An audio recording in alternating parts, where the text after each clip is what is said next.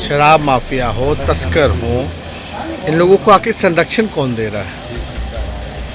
संरक्षण तो जो सत्ता में जो लोग बैठे हैं खुल करके संरक्षण दे रहे हैं। हम लोग तो एक जगह लड़े थे, महागठबंधन है और निर्णय जो है सामने आ जाएगा। जो 2 सीटों पे, एक सीट पे कांग्रेस लड़ी थी, एक पे आरजेडी लड़ी थी। आने वाले कल में ही, क्योंकि ये उपचुनाव है, जाहिर सी बात है महत्वपूर्ण भी चुनाव है, तो इसमें महागठबंधन के लोग बैठ करके निर्णय लेंगे। राष्ट्रीय जनता दल के द्वारा 2 दिवसीय प्रशिक्षण कार्यक्रम का आयोजन किया गया है। आपको बता दूं कि तमाम जिला प्रखंडों से जो लोग हैं वो आएंगे और उसमें किस तरीके से पार्टी को मजबूत किया जाए, इन सभी चीज़ों पे चर्चा की जाएगी। आपको बता दूं कि नेता प्रतिपक्ष तेजस्वी यादव खुद मौजूद थे और जब उनसे बात किया गया कि बिहार में उपचुनाव होने वाले हैं तो किस तरीके से तैयारियां हैं, क्या इसको लेके भी ये प्रशिक्षण शिविर की गई। वहीं बीजेपी के विधायक के घर से AK-47 मिला है, उसको लेके भी जब उनसे सवाल किया गया तो क्या कुछ कह रहे थे तेजस्वी यादव, सुन लेते हैं। तब तक तो कोई लड़ाई लड़ी नहीं जा सकती।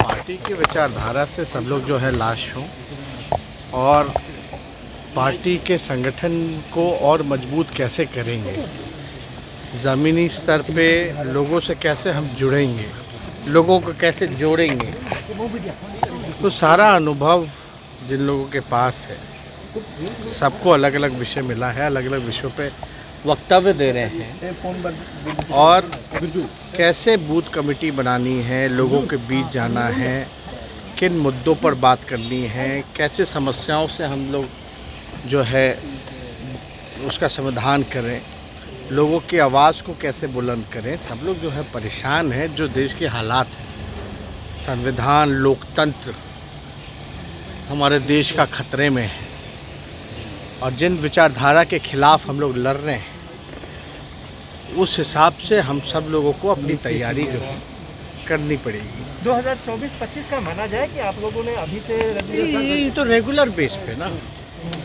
भाई, ये काम, कोई भी शिक्षा मिलती है, कोई भी प्रशिक्षण मिलता है तो ज़िंदगी भर काम आता है।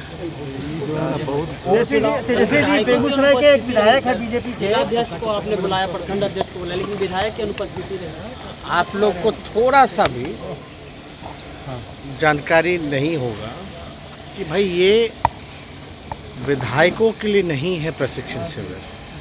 विधायकों की अलग से जब बैठक होती है तो उसमें थोड़ी ना जिला अध्यक्ष और प्रखंड अध्यक्ष को बुलाया जाता है। तेजस्वी जी इसमें कोई अलग नहीं, ये लिमिटेड लोग होंगे ना, कोई भाषणबाजी थोड़ी ना करना है। तो ये तो काम विधायकों के लिए भी आएंगे। तेजस्वी जी बीजेपी के विधायक है बेगूसराय के, उनके फुफेरे भाई है, उनके घर से AK-47 मिला है। किनके? बेगूसराय के बीजेपी के विधायक है, उनके फुफेरे भाई के घर से कई बार ऐसा मामला आया है। AK-47 के या कई हथियारों के जो तस्कर थे, इससे पहले भी पकड़े गए, वो लोग कौन थे सब लोग जानते हैं। उधर ही के लोग जो हैं, कौन सी पार्टी से ताल्लुक़ था, सब लोग जानते हैं। शराब माफिया हो, तस्कर हो, इन लोगों को आखिर संरक्षण कौन दे रहा है? संरक्षण तो जो सत्ता में जो लोग बैठे हैं खुल करके संरक्षण दे रहे हैं। और ये तो हालांकि जांच का विषय, जांच होगा, लेकिन इससे पहले जांचों का क्या हुआ?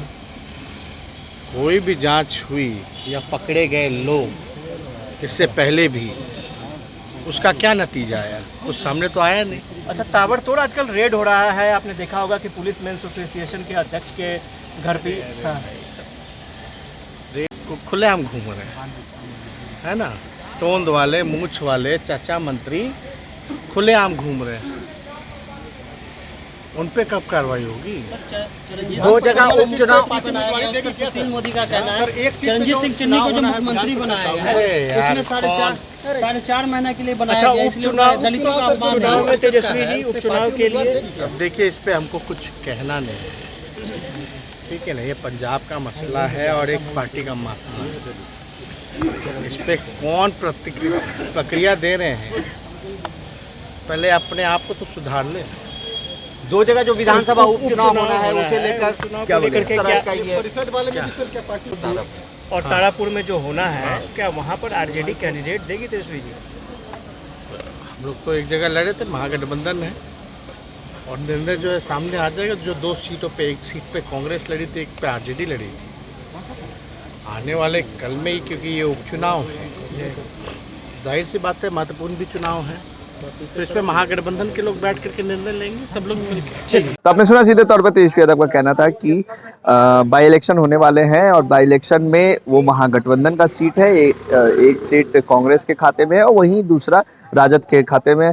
अभी हालांकि बाई इलेक्शन को लेकर किसी भी तरीके का कोई विचार नहीं हुआ, लेकिन आपको बता दूं कि नेता प्रतिपक्ष तेजस्वी यादव ने साफ शब्दों में कहा था बीते दिन कि राजद दोनों सीटों पे भारी बहुमत से जीत रही है और जो तैयारियां हैं वो जोरों शोरों से। हालांकि वहीं बीजेपी के विधायक के घर से AK-47 मिलने के बाद उन्होंने कहा है कि ये तो अब पार्टी में रहने वाले लोग के घर से AK-47 मिल रहे हैं, तो क्या अब किस तरीके से कार्रवाई की जाएगी। तो आपको बता दूं कि बीते दिनों आरजेडी के विधायक अनंत सिंह के घर से भी AK-47 मिला था, उसके बाद उन्हें जेल में भेज दिया गया है, वो जेल में हैं और उन पे कई ऐसे एक्ट भी लग गए हैं।